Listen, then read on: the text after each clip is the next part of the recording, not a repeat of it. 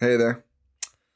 Welcome to the Gyro Step, a Milwaukee Bucks podcast, proudly a part of the Blue Wire Podcast Network and GSPN, and presented by our pals at Prize Picks, where with promo code GYROSTEP, you can get $50 when you play $5 for the first time. Download the app today. I will share my near miss. I came closer to a win today than the Milwaukee Bucks did, or last night than the Milwaukee Bucks did. I am Ty Windisch, one of your hosts, joined as always by my lovely partner, Rohan Katti. Rohan, good morning. I'll ask you, how's it going? I have been better in terms of talking about the Milwaukee Bucks. You know, it's always a pleasure. It's always a privilege. Yeah. I remember that. I keep that in context. It's always a privilege to be able to talk about this team and do it with so many amazing listeners. And of course, with my good buddy, Ty, every time. This sucks. Yeah.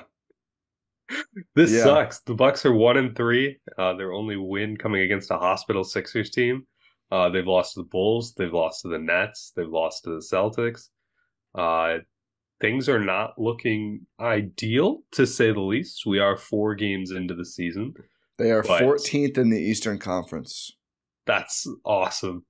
Yeah. So the only team they're better than is the Detroit Pistons, who are 0-4, not won a game. Hey, if you're looking for some cope, they're tied with the Pacers at 1-3. So, you know, that's fun. I had a successful hate watch of the Pacers Magic game last night concurrently with the Bucks. Did you know this sounds like an ad. It's not an ad. Is this League Pass multi-stream? League Pass multi-view is sick. So is there a secret way to access it, or should it be obvious? I tried to do it certain on devices. Yeah, okay. So what was this on? Either it was on my old smart TV, even though I think it's a dumb TV, or maybe it was Fire Stick. How did you do it? Computer? Apple TV. Oh, Apple TV. Okay. So it works on NBA.com, Apple TV, the next-gen Xbox, PS5. Okay. I get the Xbox. Maybe I'll try that. Yeah, the Series X or S. Yeah. S supports 2 games at once. Series X supports 4 games at once. I got the X. I need a disk drive, man. I don't like no disk drive. No, thank you. Come on. Thank you. PS5, Roku Express. What the heck is a Roku Express? I don't know. I will say, after using both, everyone loved the Fire Stick. The Roku kind of eats. Yeah, it's not available on the Fire Stick.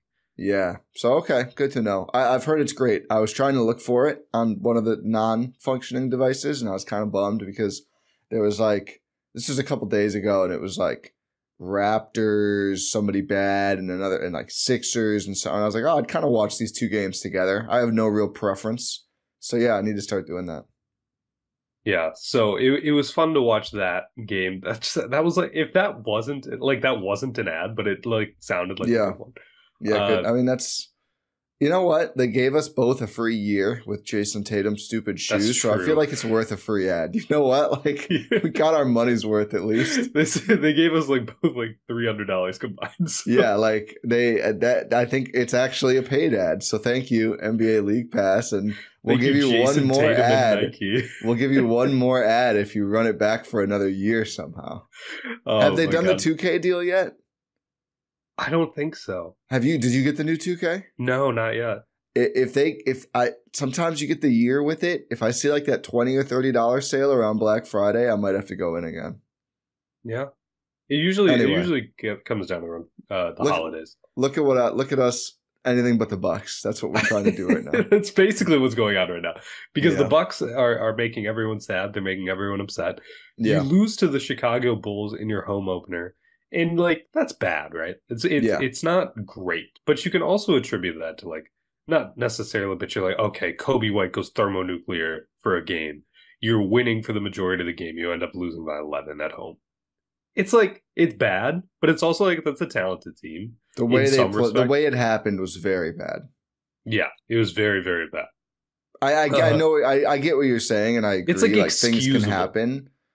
But the way they did it is not excusable because they just treaded water for most of the game. But go on. Sorry to interrupt you.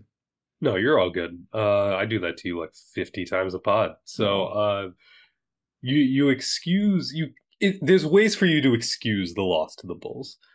Then you play the Brooklyn Nets, who arguably are one of the worst teams in basketball, or should be one of the worst teams in basketball talent-wise. And then you just get kind of run off the floor. You lose again by double digits. You lose by 13. You are once again allowing a backcourt to just dominate. If you're the Bucks, you're letting an opposing backcourt dominate, and that's been like a little mini trend in these past couple games. Is like, okay, Dennis Schroeder, you're gonna suddenly be Olympic Dennis Schroeder for some reason, even though you never actually beat our Olympic Schroeder during the NBA season. Only against the Bucks. That 38-pointer when he was with the Celtics still haunts me. Yeah, I've tried to block that out of my memory. Yeah, Marcus brought it up, and I got flashbacks. Oh. Yeah. I'll tell you one thing. Marcus is in his bag this year. What I love about incredible. Marcus is I saw him walking down the street the other day. Did you say hi? I didn't. I was in my car. Oh, okay. That makes sense. I love that he is just like not afraid to criticize the Bucks. He's just like they missed an offense. The Jaylen Brown miss offensive rebound kick out to I think Derek White in the second half. I think third quarter tonight, and he's just like circling like no green shirts, no green shirts. How does Jaylen Brown shoot this and get the rebound? Like this is the thing that just can't happen. And I don't know if other broadcasts are like better or worse about that, but I always appreciate it when the home broadcast isn't like trying to inject sunshine and rainbows into a disgusting, moldy piece of fruit. The Warriors broadcast. Maybe. I don't even know. I don't watch any single one enough to know their tendencies. I will say I think I hate the Warriors broadcast the most. I've heard that I've heard that about theirs, that they're like everything's great. Yeah, it's like exactly. Injecting sunshine and rainbows. But no, Marcus, I do appreciate. Will tell it like it is. He will, in terms of the Milwaukee Bucks, he'll do it gracefully, but he will also be very serious and he's right. Like, it's not like he's wrong. Yeah. And it's like, if you're the Bucks, it's like, oh, it's Marcus Johnson. What are you going to do? Tell him not to? Right.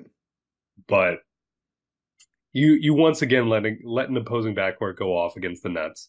And then the the Celtics game. You're winning. For a lot of the game, you're in the game, and then you just decide to just fall apart in the third quarter. Yeah, as they think they did in all three of those losses. I believe so, which is crazy because I think Marcus showed a stat, or they showed a stat on the broadcast where it's like the Bucks are tied for the most points in the third quarter this season, but the fourth quarter has been where they're like 26th or 27th. They must have also allowed the most points in the third quarter then, because they have not had good second halves at all. I do think the Celtics game, the back-to-back definitely caught up with them to a certain extent. And they also have had to play these guys heavy minutes. And then Doc said after the game last night too, like they pretty much just went away from the bench because it wasn't working. So this was another game. Giannis played 39, Dame played 35. Like the starters played a lot of minutes. And I think that plus the second night of a back-to-back and third and fourth night just kind of caught up to him. So I'd say this was the most excusable loss. Also, it's Boston, right? Everyone knows they're really good. I think, would they lose like 2 games at home last season? Maybe regular season and playoffs. Like I mean, this is in Boston, third and fourth nights, second game, whatever, blah, blah, blah. It's going to be hard to win. Clearly, they showed again, which they've showed every game they've played them since the start of last season. They can hang with this team. Like, they're not afraid of Boston. They certainly give Boston a much better effort than they gave Brooklyn or Chicago. And they were winning after half. And I think if they're not tired, if it's not a uniquely poor shooting game, the Bucks shot 25% from 3. I didn't think their looks were that bad. I thought their looks were fine. Some of them really good, and Prince, Trent especially, and of course Brook Lopez, who's just been ice cold to start the year, just could not knock him down. Giannis had a couple good looks, but nothing is really a good look from 3 for Giannis, so he was 0 for 2. When's the last time Giannis made a 3? Not this season. No, it hasn't been this season, but is it like March or something? I'll look it up. I mean, yeah, that would be the earliest possible at this point. I think, though, they showed... So going into this game, I expected the Celtics game that they would look a lot better and probably still lose because I think their rest disadvantage and they've just built bad habits over the last week. And that's pretty much exactly what happened. It was the most heartening loss, though, because they showed they still have it somewhere in there.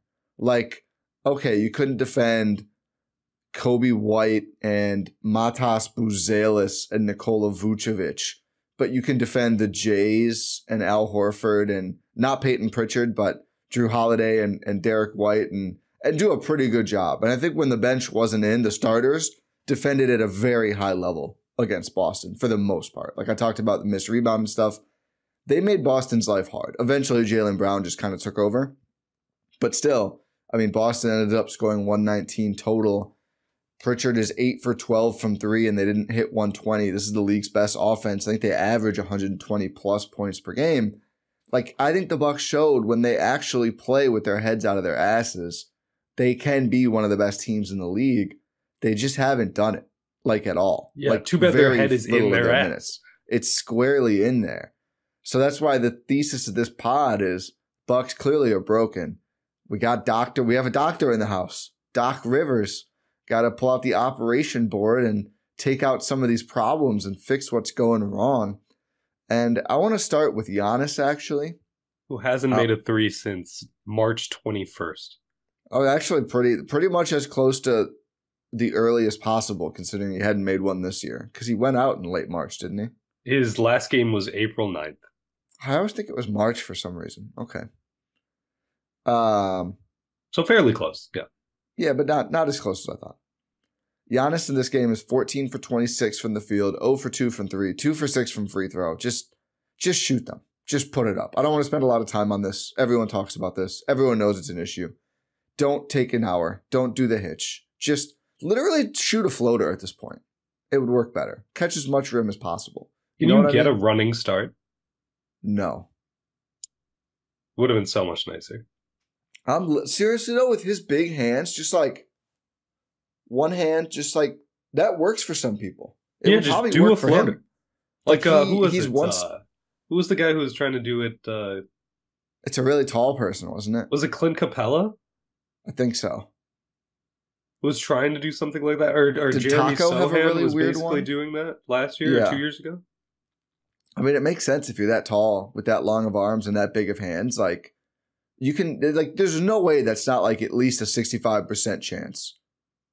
Yeah, uncontested he has good standstill touch. Floaters. Yeah, he has like the best touch in the league. Well, and you cheat the game if you get it high enough where you're going to catch rim. Like, you just have so many chances for it to bounce off something and bounce in.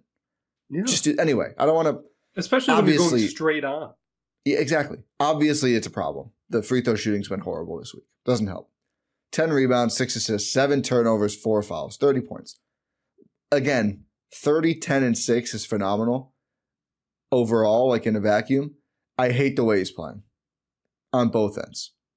He's working too hard offensively, where we talked about, we haven't potted since game 1. Oh my God, the ball movement. Life was so easy for Giannis and Dame. The 3 games since were like, let's make it harder, actually. They're the meme of like, give me harder battles, please. And their face is bleeding. To take the easy battle. The God's like, how are you still alive? Yeah, like Jesus Christ. Except they're not. They're not. They're 14th in the East. Because they're not buying into the ball movement. Giannis is, I would say, at least half his possessions is just maybe one screen and then let me ram into 3 guys on defense and try to finish over them.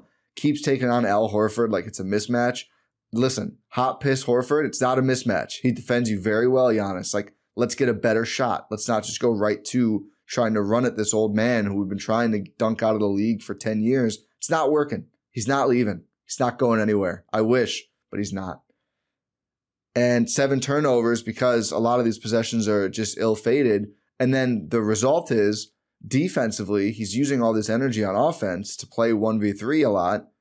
And his defense sucked last night. No steals, no blocks. And I know those are just stats. I watched it closely. Jaylen Brown just drives past him. He just loses his guy in the perimeter. He's not boxing out. They need him to be great defensively too.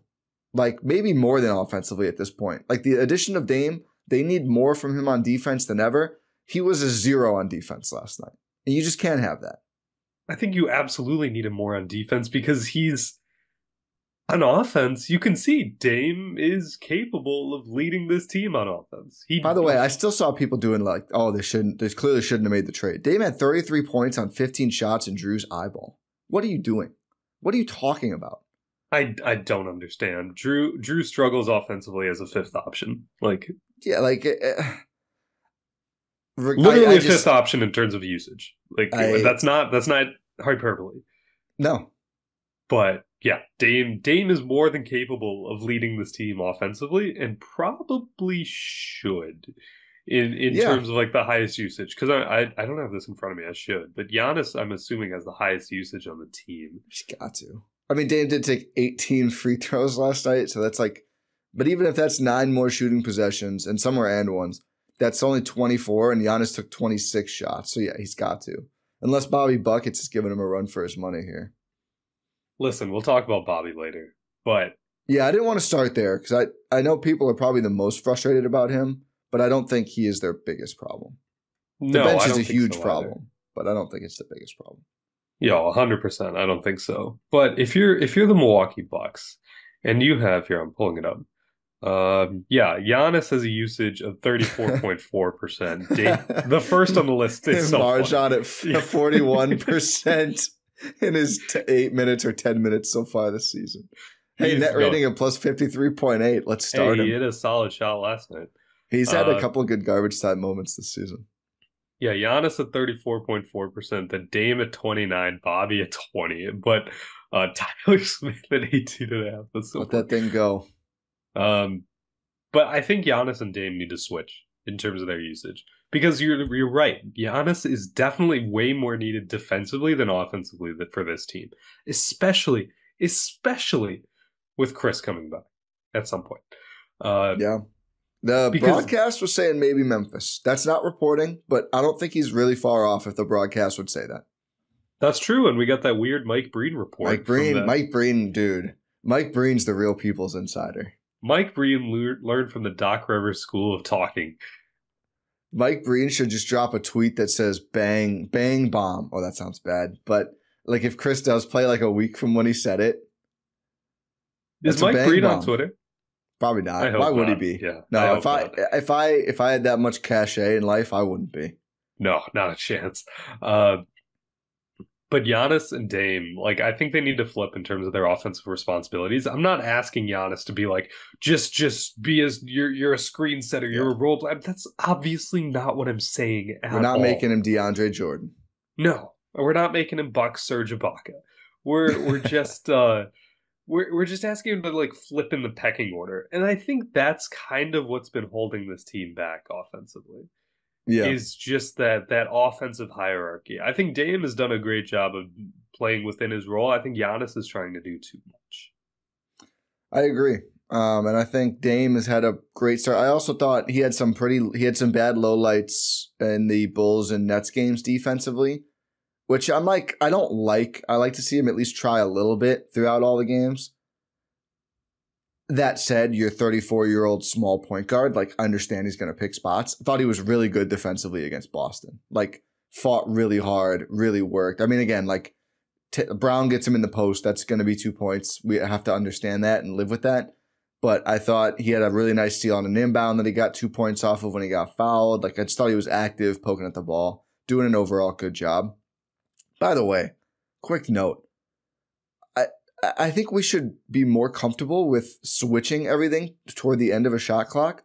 Brook had both of the Jays separately in ISO and handled both of it great. Like, he can hang out there. If it's 7 seconds left, he can hang out there against basically anyone. Listen, I have my qualms with Brook because of his offensive. Just can't make a shot right now. His offensive ineptitude. Yeah, it's bad. However, that dude is dominating defensively. It's some of the most impressive defense I've ever seen played. He's averaging 3.3 blocks per game, and it doesn't even begin to tell the whole story. Not even a little bit. And the thing is, offensively, he was pretty solid in this game. If you just had him on the block again when they had like Derek White on him or something, and they just get lost, and he's just. Guys are trying to front him. You just throw it up towards this 7-foot behemoth of a man, and he the just offensive rebound he puts the and little putback. ball in the hoop. When he got Tatum off him with the arm and then slammed it for the and one, that was like one of my favorite plays in that game. I was so ready for him to just kick it out, but then he's like, "Oh wait, these dudes are not even. These guys close. are tiny. Let me just go crazy. Let me just here. go up." God, just stop taking so many threes. I know. He takes 5 per game because it's always there, and they're quote unquote good shots because it's an open catch and shoot three. No, they're not good shots because it's not a good shooter shooting. Well, it's 4 games. He's at 23.8%. I don't think he's just forgotten how to shoot. I think he's just a streaky shooter. He goes like a season on, season off. So maybe this is an off season. But off for him is like, what, 33, 34%? It's not 23%. It's not great, though. No, it's not great. But I get what you're saying. I think it's been a cold start for a few players on the team. Dame is now down to 30.8, mostly probably just because of last night. I'm not real worried about that at all. But yeah, Brooks' offense, I need to take out some more of the threes. But man, he looks good around the rim, and defensively, he is just everywhere. But anyway, yeah, I agree with you. I think letting Dame, and certainly when Chris gets back, and another player who can do more offensively, Gary Trent Jr. feels like too much of an afterthought right now. You look at the usage, he's down there below Pat Connaughton in usage percentage. Like, they need to draw up some plays for this guy. It feels like right now it's either a catch and shoot, which he is still at 36% for the year. He missed some really tough ones against Boston. Him and Prince both, where it's like, really need you guys to hit those going forward against this team, please. But overall, we know he can make those. I think he is due for some shooting regression. Trent is, given the looks he's gotten. But it's either that or nothing's going on. Like, Gary, just go do everything by yourself. Like, let's run some plays for this guy. He's too talented of an offensive player to be relegated to, he's basically like at the Beasley role so far this season. It feels worse than Beasley in terms of his role.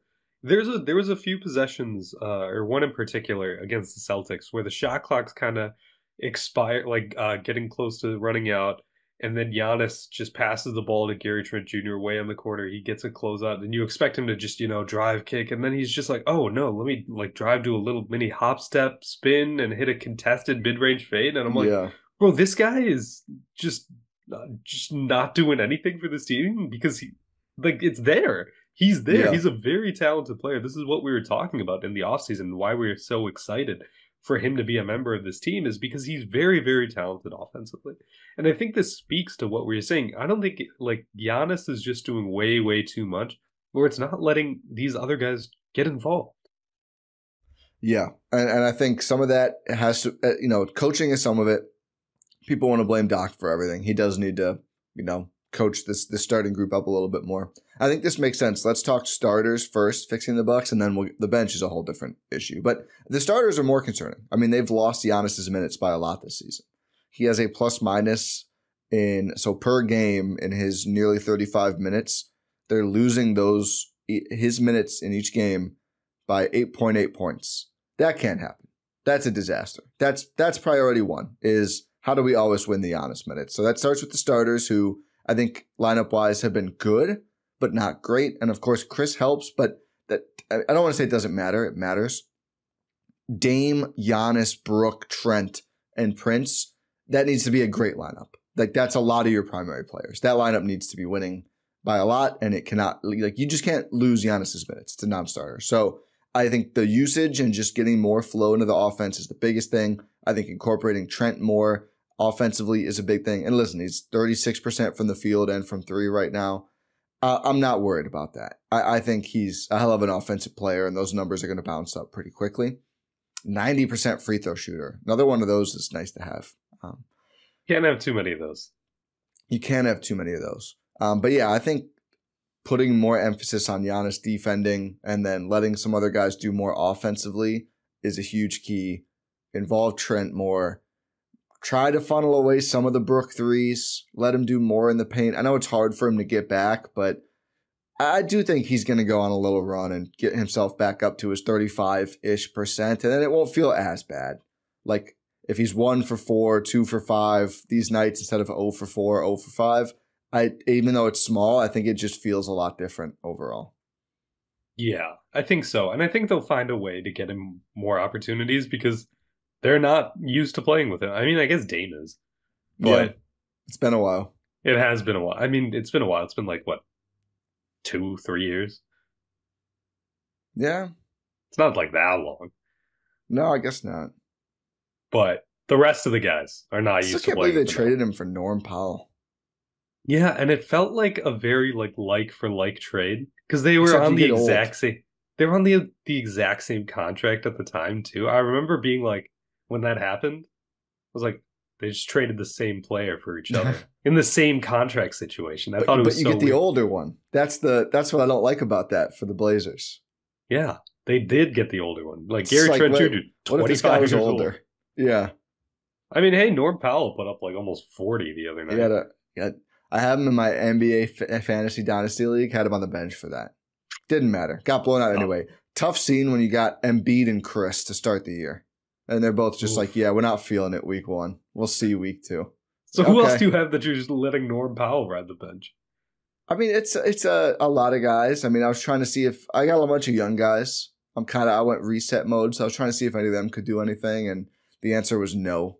Zach Edey on the bench. I was ready for him to power me through this season. Not a good start to the year. Jay Huff's about to take his minutes, I think. It's rough.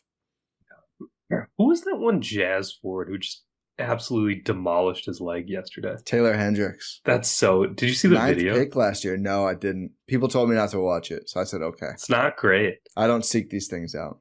Yeah. Yeah.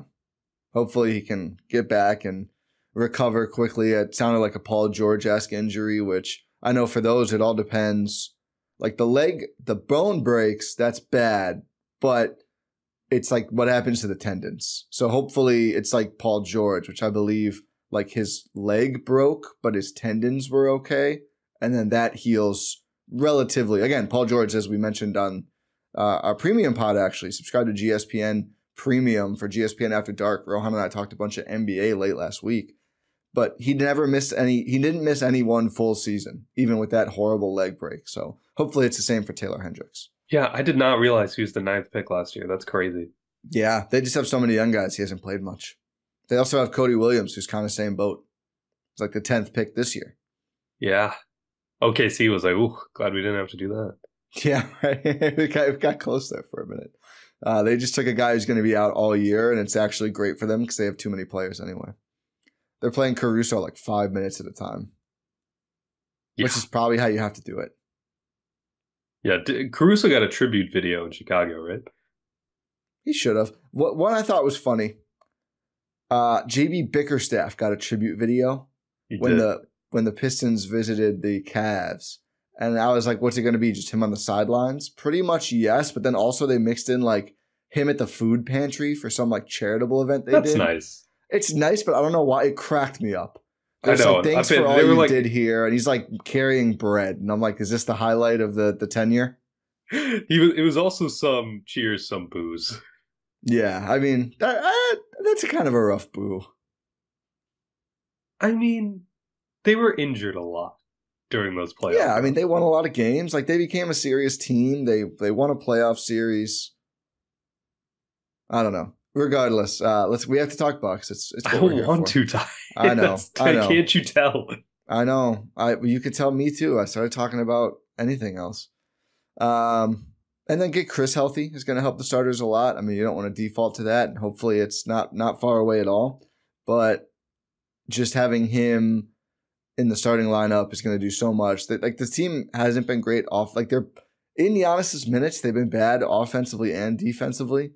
They just don't have anything to hang their hat on right now. I think you can improve both by the ball movement on offense to be more efficient there, and then let your defense get set. Even though I think they're better defensively with better pieces, I still think this team is creaky enough that they really, when they go on these long offensive droughts, it's the worst thing for their defense because then they're in transition, semi-transition, and then they just can't. They get cross-matched, and then they're really out of their depth. So Chris will help a lot with that too, and just moving the ball more, a better shot selection.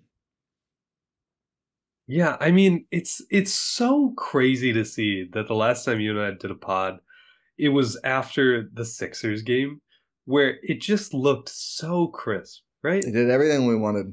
Everything was so, and they were like, you don't get to see that anymore. It makes it worse. It makes it so much worse the way they're playing. It's like it's hard for me to fathom how that even happened. Like, it how? should not be possible. Like, I genuinely don't understand. Like, do you only have this energy for the season opener on the road? Like, you can't even do that for your home fans against the Bulls? Like, I understand not getting up for the Nets. And I understand that the Sixers, I keep doing this, the Celtics are just a different beast. But I think it's the Bulls one that really bothers me. Yeah, the home opener. Having no juice in the home opener is crazy. Especially when you just did it 2 days ago. Yeah. And it's not like this wasn't the Bulls team in preseason. They had all their players except Lonzo. Like, Levine is playing, Kobe White, Vucevic. Like, this is, and I don't want to gas up the Bulls, like a legit play-in caliber team. This isn't the Nets, to your point. Like, you can't just sleepwalk against a team that has that trio of offensive players. Like, they can absolutely get hot, move the ball, beat you. I thought Giddy's, again, I will say also, they probably pull out at least one of those games, if not for the other team shot extremely well and the Bucks have shot extremely poorly this week overall from three. Some of that is their own doing on both ends, but some of it is also just variance. Like, I think they missed a lot of good looks that kind of extended runs against them. And like Giddy didn't miss a floater. Like, there were some things that just went against them also. But their effort was unacceptable. Some of the clips floating around, Bucks Breakdown, which is a great account that's been sharing a lot of cool clips, is like Bobby Portis just wanders away from his guy and Noah Clowney hits another three. And it's like, what defense is this? I don't know. Can we lock in, please?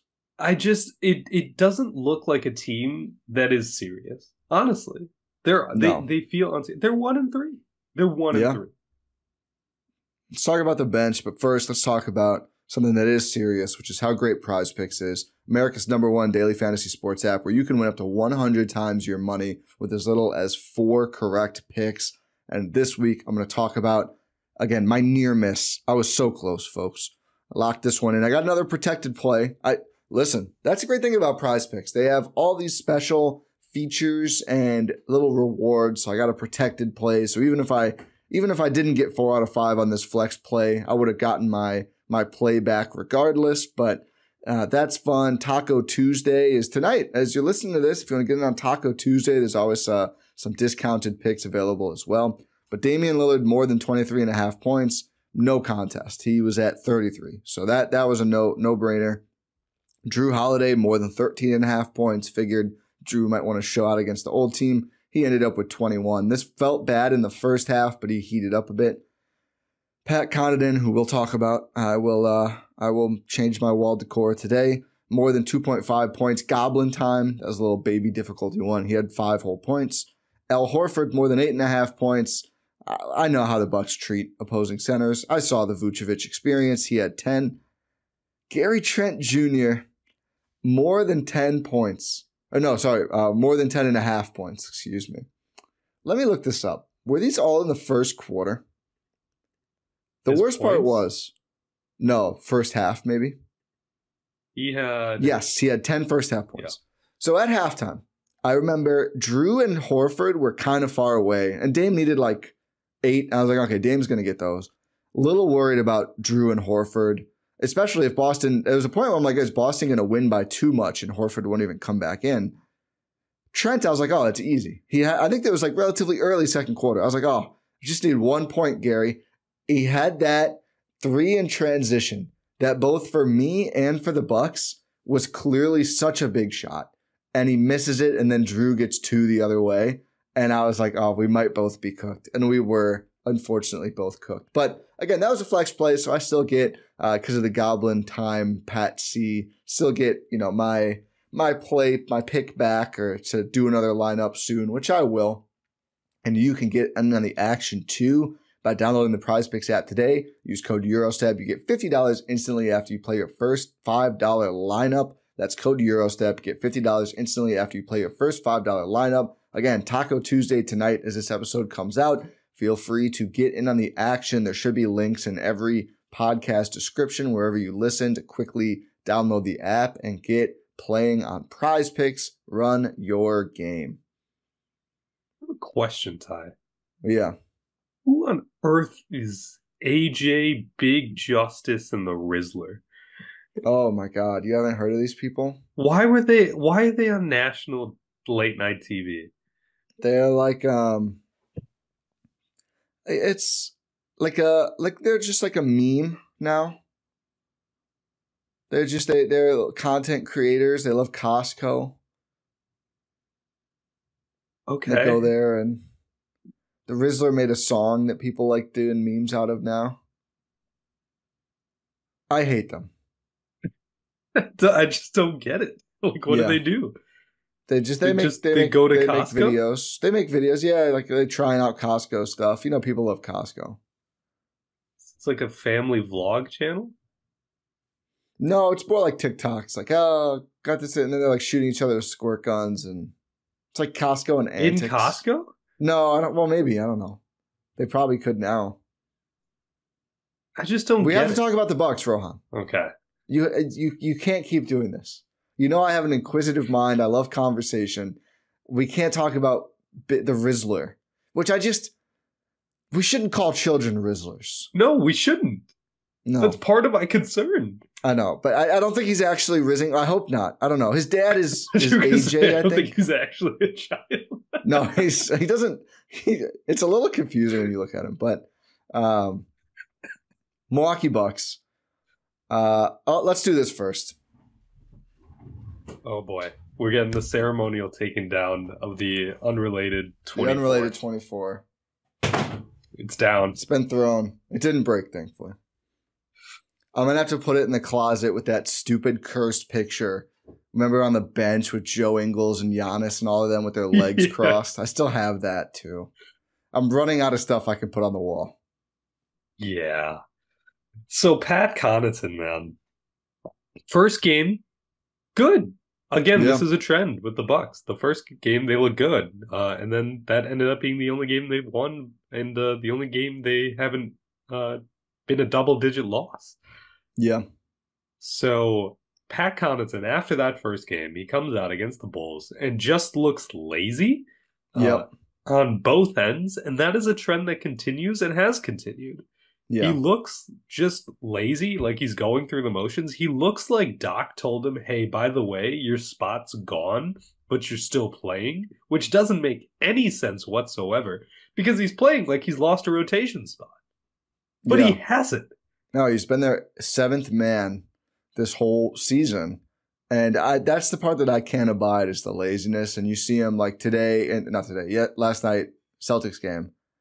He gets beat by Drew, and he's getting beat by everyone off the dribble. And I think he used to be able to at least sort of stay in front of guys. Now it's not even close. And the lazy and one when you get beat is maybe my least favorite play in basketball. I cannot stand the touch foul when you clearly let someone get behind you when they're driving to the rim, because you're guaranteeing a great outcome. If you're gonna foul someone, foul them. Wrap him up. Throw him down. Maybe not throw him down, but you know what I mean. Like, throw him down. I'd rather have you throw him down though than just here's a little light brush on the arm. Enjoy your 2+1 here. Like you need to foul. Right? Yeah, it was Drew. Yes.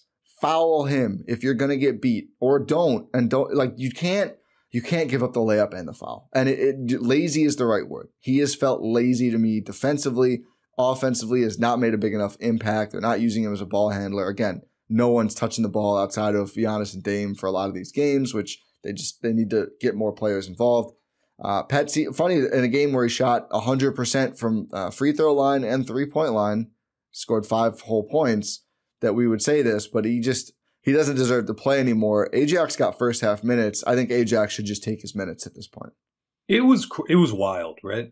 Because here's the thing. Everything we said about Ajax leading up to this season, we were like, he feels like he's regressed. It doesn't feel like he knows and he can't do anything good on the court. I don't think we're wrong. And yet it still feels like it's better than Pat's output. At least in that little, what was it, like a 5-minute burst? Yeah, it was, let's see, garbage time was 2, so it was about 6 minutes, a little under 6 minutes, yeah. I I will say Ajax offensively looked better than I was used to. I don't know how much of this was. I think his dunk was garbage time, but he was 1 for 2 in his real minutes. He missed a good 3-point up look, and he made a shot. Oh, the floater. He made the hilarious floater. He ended up with 3 rebounds, 2 assists, 4 fouls. The thing about him is he had to get taken out when he did in the second quarter because he was just starting to hand Boston points. And a lot of people are like, oh, he still gets this horrible young guy whistle. 1, kind of. 2, he's so obviously handsy. And maybe it shouldn't be a foul. Like it's like his whole body moves when he's trying to put a hand on these guys when they're like getting set to jockey for position. He needs to find a way to be more subtle with it. Like you can see it, like without even directly looking at him. Like you're just kind of taking in the whole floor. You just see someone's like whole shoulders moving back and forth. Like just slow it down a little bit, Ajax. That's going to get called. But I liked his minutes a lot. And yeah, I'm ready to see more of them because I just can't handle what Pat C is doing on defense right now. Yeah, defensively is just, it's atrocious. It's a train wreck. I'm taking the bath on the stock. Yeah, it's okay. I mean, he's down to, on the Bucks stock market, he's down to 4. Ryan Rollins if he keeps this roll, we might see negatives. Yeah, who's the last guy to have negatives? Who was it? I don't even know. Oh, he was number 37. I was going to say Shemi. Yeah. I can say it now. Okay, yeah, it was Shemi Ojale. God, what a time. Remember when John Horst was like, hey, we don't have PJ Tucker anymore, but we got Shemi Ojale. It's going to be the same thing. It might be better. It wasn't. It wasn't. Maybe they'll just get PJ back. God, I hope not. But yeah, it's what we've seen from Pat after that first game where he looked like, it's just, again, it speaks to my earlier point about how does this team look like this after looking completely different in game 1. It comes down to Pat too. Like, how do you look this bad after looking that good in game 1? You looked like he looked like he had belonged. He looked like he knew what he was doing. He looked like he already fit in so well with Dame and Giannis and Brooke and the rest of the team. And then you just go to this. Yeah, I really wonder, like, do these guys hate each other? Do they? I feel like here's the thing. Doc has forced a lot of chemistry on this team in terms of like, hey, we're going to do things. Maybe they just don't like each other. Maybe that's why they didn't like it this week. Maybe that's why they just didn't do things in terms of like team building activities. And maybe that was a good thing because you weren't forcing them to spend time with people they hate. Obviously, this is a joke, but maybe not. I'm really wondering if they like playing together, this group. I just feel like there's been consistent effort issues for like 3 years now. Not even just like the Dame part of it. Like, remember when they were getting dog walked by Memphis and Buds last year for no reason before break? And the Miami series, I thought under Bud, they didn't play well. Obviously, Adrian Griffin, they lost the rope in January. And now, like, this whole season post-Philly has just been like over and over and over. Like, do you guys not want to hoop together? You want to take the ball and go home? Like, I can't wait to see this game in Memphis. Like, what kind of Bucks are we going to get? Are they just going to go there and just get pounded again? They probably will. I mean, Memphis is a team that runs fast. They're a quick team. They're a good team. I feel like they're just going to decimate the Bucks. There were multiple. It's an effort thing, right? It's all like there's been so many times where you get beat in transition for opportunities that shouldn't be transition opportunities. Like it was a missed Giannis free throw, and it just leads to points at the other end by Derek White, who just runs out. And it's like Marcus was sick. How do you let that happen? Yeah. It's embarrassing. This team is embarrassing. Yeah, I mean 1-3 with Giannis and Dame playing all the games. This is 5% of the season's done. Yeah, yeah. It's we'll see. This is supposed to be the easy part of the schedule. Yeah, it gets really hard from here, especially like in the second half of the season. Like the first half is for like building up your wins. Well, there's pockets. I actually think their next like 5 games are pretty hard, especially considering a lot of them are on the road. Or no, not a lot of them, but at Grizzlies Thursday, home Cavs Saturday, in Cavs Monday, and then home Jazz, not bad. At Knicks doesn't seem bad, and then the Celtics come back to town next Sunday. So, yeah, I mean, one of these teams is bad, the Jazz, and the Jazz outside of Utah are really bad, right? It's hard to win in Utah. Usually that should be a very winnable game. And That's the first night of a back-to-back. So that's one where just that specific game, this team has not shown they can put any team away. I mean, they can't even win a freaking game, much less put a team away. That's the kind of game, though, where you need to handle the Jazz easily in that first night of a back-to-back. Same as the Nets game. Maybe they could have won this game, and instead of pushing hard to try and stay in it against the Brooklyn Nets, if you took care of business in that game, like a good team should have, rest guys for most of the fourth quarter, then maybe your legs aren't tired in the end of the back-to-back in Boston. So that's they go to the Knicks after that Jazz game. I mean, if they keep playing the way they are, they're either going to lose to the Jazz or like win by 4 in the Jazz, and Giannis and Dame play 38 minutes, and they have to go to the Knicks and dunk all over them because they're playing Karl-Anthony Towns at center. He's not shooting threes for some reason. But yeah, Grizzlies, Cavs, 6 threes in all of their games thus far. Yeah. Okay. Grizzlies, Cavs. Like if they play the way they played the last 2 games before Boston, I think the Boston game they'll go 1-2 or 2-1 in this stretch. Maybe 1-2 the way they played. Like quality of play versus effort of play, if that makes sense. But if they bring the basketball they brought against Chicago and Brooklyn, they're for sure going 0-3. You're not beating any of these teams. Yeah, you're not beating any of these teams with this effort. Like, it's really upsetting. Yeah.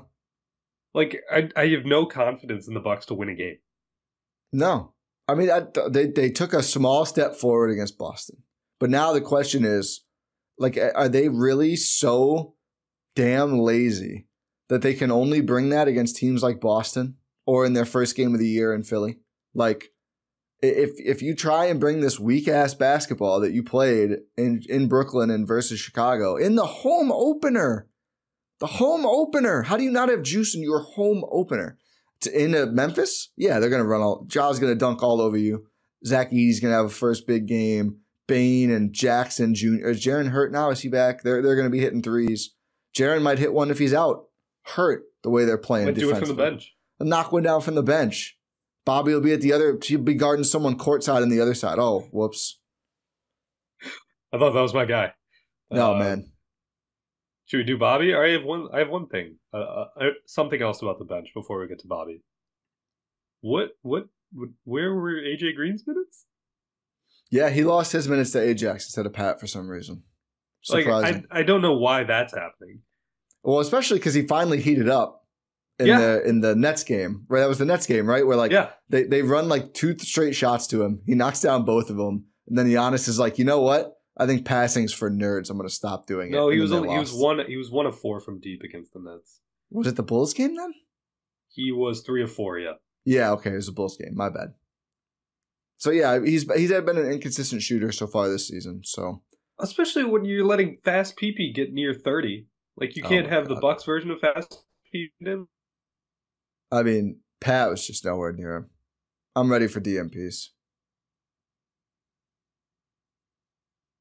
Oh, you're back. I lost you for a second. You're back. I just said I'm ready for Pat DMPs, though he couldn't even stay near fast PP. I know. Fast PP doing that just makes me so upset, right? Because it was so obvious it was going to happen, too. Yeah. Once he hit the first 2, you're like, okay, you just can't let this guy be open at all anymore. Did you see the pan to Doc on the NBA TV broadcast? Yeah. Full lean over. There was a emphasize frame with him on that one. There was a frame late in the game where Giannis and Doc were both just parallel. It was like they were made for each other. That was like maybe the highlight of the game. It really was. It was so funny. I don't think I saw anyone tweet it or anything, but it was so funny. I'm glad you saw it. Yeah. But yeah, AJ Green should be playing like over Pat, like pretty convincing. I'm ready for AJ. I'm ready for Ajax. I'm ready for Tyler Smith over some of these Bobby minutes. Let's see what happens. Let's do Bobby. He's a disaster. He's a basketball train wreck. Same deal as everything else. First night, he suckered us in. He's not looking to pass at all since. 0 assists in this game. He had 4 turnovers and missed 4 of his 6 shots. He thinks Jason Tatum in the post is a mismatch, and they all do. Why do they keep doing this? And I was like, I said the Bucks going to Bobby post-ups with Giannis and Dame on the court is one of the most brain-dead things any team's ever done. And I literally walked away. 2 possessions in a row. And it's like, oh, Doc Rivers. They've always done this with Bobby. Like, this is not a Doc problem. They did this with Griffin with Bobby. They did this with Bud with Bobby. He's not a Make-A-Wish kid. I was like, oh, what do you do with Bobby if you can't post him up? Put him in the dunker spot or the corner like the role player that he is. He's a role player. I don't know why they act like they have Olajuwon in his prime. And it's like, we got to get him. No, you don't. You don't have to get him any touches. You telling me Gary Trent gets no schemed up plays, but we got to go to Bobby 3 times in a row with our best 2 players, 2 of the best, 25 players in the league on the court. And we got to, let's all stand around and watch Bobby pound the ball and get blocked by Jason Tatum, who, again, 6'8" and jacked. What are we doing? Elite athlete. Yeah. Like, the guy literally... You're like 2... He's got like 1.5 inches shorter than Bobby Portis. Like, Tatum was like, I can't find anything useful to do. And the Bucks are like, here you go. You can just stymie our whole third quarter offense, actually. We're going to run it at you on purpose for some reason. Doesn't make any sense. One of the best 2-way players in the league. Yeah. Then Bobby on the other end, it's just like, this is where I lost it. The Nets clips are rough. Again, Bucks Breakdown has been a great follow this year. Shared somewhere, he's just like wandering away. He like just jumps in away from his player and they hit a wide open 3. He's guarding a pick and roll as the drop big in this game, which is always a disaster. He ends up behind both offensive players. Can you tell me how that's possible? Can you tell me how that's ever possible that you give up a 2-on-1 toward the basket as the big? Drop. The word is drop. Doesn't mean drop behind the offensive players. It means drop by the basket. This isn't me. This isn't me. Someone else has got this, right? Because he's so used to someone covering up his own mistakes that he's thought someone was just magically going to appear. He's not used to taking any responsibility. And that's where it's piling up because Giannis is barely doing his own work. Again, he's not really rebounding. He's not really defensively. He's certainly not doing extra. And that's where they're just a disaster. The bench sucks because it's got to be Giannis and Bobby because you just cannot play Bobby without Giannis or Brook. Listen, and you said, sorry, go ahead. You want to play Dame and Brook together because that's a great pick and roll and that's a good stagger. You cannot play Bobby without Giannis. Like the Dame Bobby at the 5, if that was your stagger, without Brook or Giannis, there's no way that group can ever defend. That's a non-starter. So you kind of have to just play Bobby Giannis. They need to just start switching because he can't do anything else. In the zone, he wanders away. In the drop again, he ends up like at the free throw line, and the big and the guard are both like behind him at the rim. That should not be. It should never be possible. He's breaking the laws of physics to defend like ass. Yeah. It's horrible. Oh, listen. I know you said this in our GSPN Discord, which you can find info to at gspn.info. Is a 2031 second round pick enough to get Larry Nance as well as Bobby Portis? Dude, he played well last night. I heard he was getting DMPs for the Hawks. They lost to the Wiz, so he didn't play that well, but he was like 6 for 9 from the field, I think. I hope so. I bet someone would take him. I hope they trade him. Him and Pat. I've had enough now. It's not just that they're like missing shots or something. I feel like you might be listening to this. You're like, oh my God, 3 games and you're ready to dump these champions, blah, blah, blah.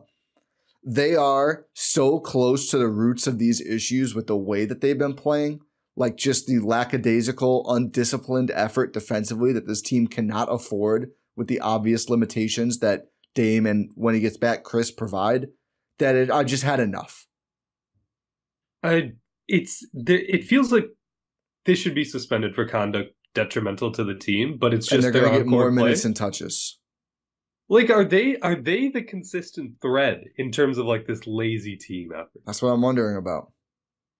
Listen, it's either them or it's Giannis, and if it's Giannis, I don't care. So yeah, it's Giannis. You just have to live with it basically, or wait until we get that OKC draft pick haul. Oh God. Just don't. Do you want to see John Horst use 14 picks a year? Bro, we might get drafted. I hope they trade us too. I hope so. I want to pout about the Thunder with Giannis. Include us in the deal. Get an extra second somewhere. Sorry to the uncontested. We're taking over. We'll merge with them. Yeah. The uncontested steppers. The uncontested steppers. Oh man, shout out to the uncontested. Great one. Yeah, they must be having the time. I can't imagine what that feels like. Imagine potting about a good team. Yeah, it's been 2 years. Yeah. Yeah, Bobby does. I mean, you were gonna say something earlier, I think, but it was the trade. It was the Larry Nance Jr. trade. Oh, yeah. I mean, sign me up. I'm almost ready to do the PJ thing and just don't play him. Is that might be better? Yeah. I haven't seen the money signs in a couple games here. Where are the money signs at? I don't know. Haven't heard about the naysayers recently. Yeah. Turns out they were right. Turns out they were just truth tellers. All of the yaysayers have deceased. Only naysayers are left. Oh God. It's bad. It's an really affront to defense. And it offense. really is. Yeah. They don't need him anymore. They needed him with Drew. They don't need him anymore. That the last thing they need is more offense, less defense. Yeah, especially when you have, like, I know you made this point earlier, but I need to make sure it's reinforced. You have Gary Trent Jr. just sitting there doing nothing. It's like that. It's like that meme of the Bugatti in that rundown in the trailer house. park. Yeah. Except maybe I wouldn't say it's a Bugatti. How about like a nice Mercedes? I was gonna say like an Altima. I wouldn't say it. That's disrespectful to Gary Trent Jr. That's a good car. In terms of like price value, I'm saying. I'm not saying it's a bad car. It's a very nice car. I was gonna say, geez, I don't even drive one, but I was like, I have nothing against these on behalf of Altima owners. Okay. No. I'm just talking about like the relative price. Okay. Yeah. No, I think my parents' first car was an Altima. Nice. Yeah. You can tell Rohan has expensive taste now because he's like, what's like a mid car, a light Mercedes? No, I'm just a light Mercedes. You can't be doing this to me. Rohan, to start the next pod, little small talk. Don't you hate when you spill your caviar in the Mercedes? Oh my God, Ty, you know I don't eat caviar. True. Sorry. My bad. Your ethically sourced caviar. Don't you hate when your bubbly gets all over your leathers? Oh, no leather seats either. Your what's the nicest? Actually, I heard leather seats aren't even good. Yeah, it's got to be the synthetic leather. They get real sticky. Yeah. Yeah. It's almost like it shouldn't. It's just a weird material. Like it's just the skin of an animal. Yeah. It's almost like there are reasons to not do that in terms of usability. Which also applies to Bobby Portis. Honestly, yes. And that's a great way of bringing it back. Can we, we're in the dairy state here. Can we get in touch with Kemp's and Golden Guernsey and all the other places who make milk and slap DeLon Wright on the milk carton? Where is this guy? Guernsey? Is that a milk company or a kind of milk? Isn't Guernsey's a country? I don't know. I don't think so. It is a country. Guernsey? Yeah. Guernsey. It's an island off the coast of England. It's a type of cow.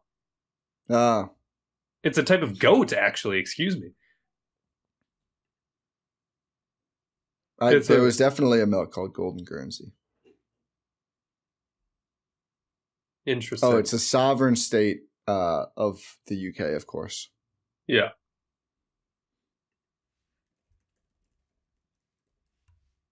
Can you get milk? Really? Where can I get Golden Guernsey milk? Why does it make me log into Facebook? I hate this. I hate the internet. This might be old school. Yeah, it sucks now. Yeah, but there's Golden Guernsey. Regardless, put him on a milk carton because he's lost. That was the point of this. Before you totally rattled me with questioning my reference there. I mean, you were right. Yeah, but DeLon Wright, what do you do here? Like DeLon wrong. DeLon wrong. What is it that you do here? Like, you put up just no, he had an assist. Okay, you had an assist and a turnover. So he almost had another trillion game. Yeah. But that's consistent with what he's been doing. Like, I just don't understand what he's doing against the Nets. 0 points. 0 assists. Against the Bulls, 5 points. 3 assists. That's pretty good. uh, against the Sixers. 13 minutes, 2 points, 0 assists. And obviously against the Celtics, I said that 0 points, 1 turnover, 1 assist. What are you doing? What do you do here? Here's the thing about DeLon Wright. Go ahead. Here's the thing about DeLon Wright is that Dame has played so many minutes so far in this season where he has not had the ability to be a traditional backup point guard. This is something that we've been talking about since the preseason, even after the Sixers game. We're like, okay. Even in these last couple games, when he has had a little bit of an opportunity to have the ball, he's just stuck in the corner. That's just he tries to dribble half court. He gets clamped by everyone. He can't do point guard things anymore. Every NBA player is like, I can lock this guy up easily. And DeLon Wright's like, Pat Connaughton, please. And Pat Connaughton is the guy we're trying to get rid of. Yeah, that's the issue here. I don't understand what he does. Do we have to call up Pat Bev when he gets inevitably kicked out of Israel? Listen, I don't know if I want to. I mean, I don't know if I want to either. He could dribble better than I'd rather convert Ryan Rollins. I'm honestly to the thing about so they have no bigs. That's the kind of Bobby almost has to play. You have no point guards. That too, but this is a separate. I'm down to see what Liam Robbins can do in 10 NBA minutes. You know what? Yeah, why not? I'm down. Let's find out. Let's see. Put him out there. He had a fun preseason. Would you rather see Liam Robbins or Tyler Smith? Because at least we know Tyler Smith can shoot. That's translated already. But Liam not Robbins, in actual minutes, but I think Liam Robbins, we know, quote unquote, the same. I'd say about both, but I think he can defend the rim.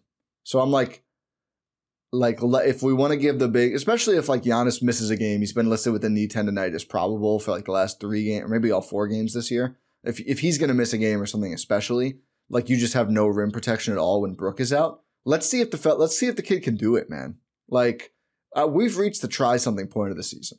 1-4, 14th or 1-3, 14th in the East. Gonna be 1-4. I have no. I'm down with Ryan Rollins too.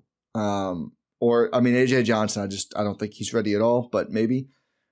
Rank these players who scored the most points this season. MarJon Beauchamp, DeLon Wright, Tyler Smith. Total points. It's MarJon Tyler DeLon, right? They're all tied. Oh. They've all scored 7. The problem is DeLon Wright has played 49 minutes, MarJon's played 9 minutes, and Tyler Smith has played 10 minutes. Good for MarJon. Yeah, he's gotten those shots. He's gotten those shots going. Were we too early to give up on MarJon? No. Maybe, but that's not the point we're trying to make here. But DeLon Wright, solid defensively. DeLon's just been a disaster. Here's the thing about DeLon Wright. I don't hate his minutes. They're just nothing. They're just nothing, but he's also not a negative on either end, really. I think he's been a negative on offense because he just doesn't do, except for the Bulls game where he did things. Yeah, but on the defensive end, he's been consistent. Yeah, he's fine. That's the thing. He's a solid defender, individual, and within a scheme. That's where I'm not super, super upset with DeLon Wright's minutes. It's just anything offensively. I do want to see the offensive part. Again, I think this kind of stems back to he's in the game when Dame is out and Giannis is in, and Giannis is just going every time. Or Bobby. Let's run some real offense in all of these, and then maybe DeLon Wright can do something. Help him out a little bit. He needs help. Let's, those horns they set for Dame. Let's set one of those for DeLon Wright and let Bobby and let Bobby pop, let Giannis roll. He needs help. He clearly can't create by himself against a set defense, but they need to do a little bit more for him. No, truly. You give need him a chance. Help him out.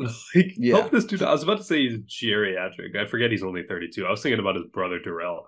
Oh, yeah. Who I think Green called him Darrell Wright at one point in that game. And I was like, did he? Yeah. Oh, that's funny. You know what, Breen? We'll let you have a pass for that one.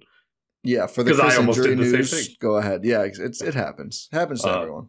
Exactly. Everyone makes mistakes. It just matters about how you bounce back and not belabor the point like I'm doing. Bucks. That applies to the Bucks too. Let's see a real game on Thursday. Here's the thing. Yeah.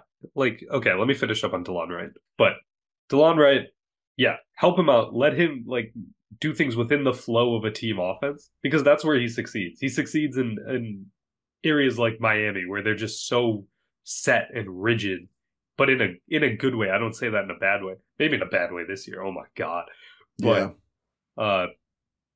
where he's allowed to like, oh, I know exactly where I'm supposed to be. I know exactly where I'm going. I still don't feel the Bucks know that, and I think DeLon Wright is a good indicator of showing that the Bucks are not really structured. But overall for this Bucks team, I mean, is there anyone else we missed before? I think we talked about everyone. I want to just make a correction. I said AJ Green has not shot the ball well. He is now up to 50, 50, 100 splits on the year. So that's on me for not having the facts. I think it was like that's because of the law of averages, right? Because he's had like a really good game and then a few bad games. So I understand what you're saying. But it has just felt like he's been cold this season, and he's like literally I think a lot of that 50% is from three. Yeah, it probably is. But I think that's an encouraging thing. I think he needs to play more. I think Ajax needs to play more.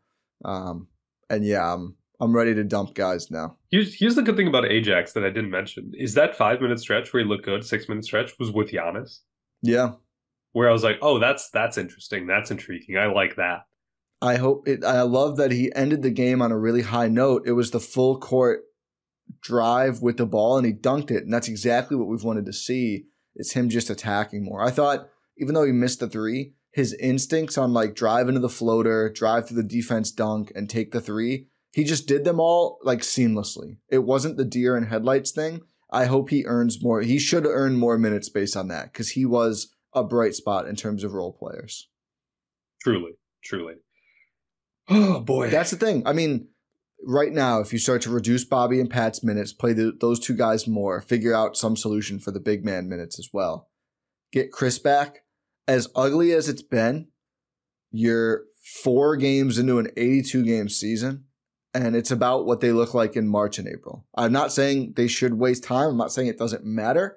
There's a lot of time left to fix this. Absolutely. There's so much. Like, even I don't want to be one of those guys who's like, they did this when this happened, but it's like they started 1-2 the year they won the title. I mean, like these things happen. It's still really, really early. We're not saying this is all doom and gloom. We're saying these are the signs to maybe be concerned and say, hey, you need to fix this before it becomes doom and gloom.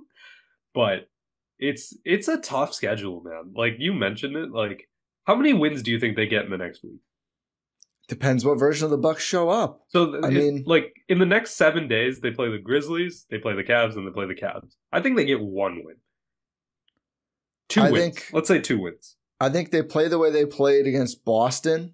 I think they could easily go 2-1 or maybe even 3-0, but probably 2-1 just because I think they built some bad habits and we don't know how much Chris we're going to get. That's a big variable in here as well. If they play the way they played against Brooklyn, I don't think they win a game. So it's up to them, really. Yeah, it really is. I mean, they showed at halftime they're leading Boston in Boston. And Boston's shot was kind of cold outside of Pritchard, but still, like they defended him well. A lot of people expected after like Boston opening night and the way the Bucks played for the Bucks to get blown out. I really didn't. I figured they could hang if they just literally got their heads out of their asses. And they did. Now it's like, can you keep them there? Or are you literally like so jaded and old that you need like the rush of playing Boston to do this? If you do, you're cooked. Like, you might just miss the play-in too because there's not many Bostons out there. There's only one of them, thankfully, for the actual reasons. But yeah, you just need to kick your bad habits, and you need to kick them now because otherwise you're just stuck. There's not going to be another coaching change this season. I don't think so. God, why did I even say that out loud? I don't want it. I don't want to deal with that again. I mean, if they were literally to the point of firing Doc, I would say just blow it up at that point to some extent because this would be the 3rd coach this team's quit on in like 2-3 years. Yep. It's not a coach problem when you get to that point. No, it really isn't. And I think to the title, how can Doc fix them up? I think so. Like give these young guys more of a chance. Just like actually address what's going on the court. And by that, I mean, if Bobby's going to play like the way he's playing, don't make him the 6th man. Don't build post-ups into the offense. Like there needs to be some responsibility in a way there just hasn't been. Same with Pat. Pat shouldn't have played in the second half. No, absolutely not. He didn't deserve to. No. Oh, man. This is going to be it's going to be an important week. Huge week. Because they could totally lose the rope right now. They absolutely could. They're already kind of flailing around, and if you go 0-3 or 1-2, your season might be cooked already. Yeah, I mean, you could bounce back from that record-wise, but this group has not been mentally tough enough. I don't know if they would be able to do it. I mean, they need to prove it now. It forces John Horst's hand early. At least I'd hope it does. I mean, I hope we're jumping back on tomorrow to discuss Larry Nance Jr., the new Buck. Listen, I will be elated if that happens. Bismack Biyombo, the new Buck. We're getting ahead of ourselves here. You want to trade for Bismack Biyombo? Isn't he a free agent? Yeah. No, yeah. So Bobby Portis, enjoy Utah. You and John Collins can commiserate about a lot of similarities, and sign Biz. That's fair. Pat C, enjoy Detroit. Yeah. Malik Beasley seems to be. Yeah. Pistons. Hey, at least we're better than the Pistons. Dude. You know, there's always a bright spot. I would do sick things for Nick Richards. Nick Richards would be incredible. The Hornets, by the way. Look all right. LaMelo's balling. Yeah. His little hanging leg three is insane that goes in ever. He's probably got stuck in a go-kart once and he has to do that. Yeah. He's like, oh no, I messed up my foot. Oh, well, it'll just be my form now. It's fine. It's fine. People will believe me. I'm a bald brother. The fact that he got media training from LeVar and just rejected it is great. Every interview is a roller coaster with that guy. Which I can appreciate in the good ways, but also just like leave the arena safely. Seriously. Take the go-kart home. Honestly, that'd be better. I haven't seen any videos of it this year, so maybe he's gotten better. No, hopefully just drive him like a block away and then let him drive like somewhere with less congested traffic at least. Yeah. Instead of the obvious players lot where fans are lined up. And there's like 2 traffic lights right there. I hate that I know this much about the Hornets player lot. There's been so many videos. Yeah, it's like if I'd only seen it once, I wouldn't know this much because I'd forget, but I've seen it so many times. I just know so much about it at this point. I wonder what it's like to drive a car like that. Probably dangerous. No, like not to drive like that recklessly, like that nice. No, that's what I'm saying. I feel like it'd be too much power. Yeah. I know. I don't know if I would enjoy it. I feel like I would be like kind of rattled. Stressed. Yeah, I feel like you touch the first time I drove a Tesla, I like put the gas down like you normally do. Oh, no. And it goes to like 70. Yeah. Luckily it was a wide open road, but I was like, oh my God, I got to imagine it's like that, but maybe even more intense. Probably. And like a Bugatti. Ooh. You know what I mean? I'd just be stressed out. Yeah.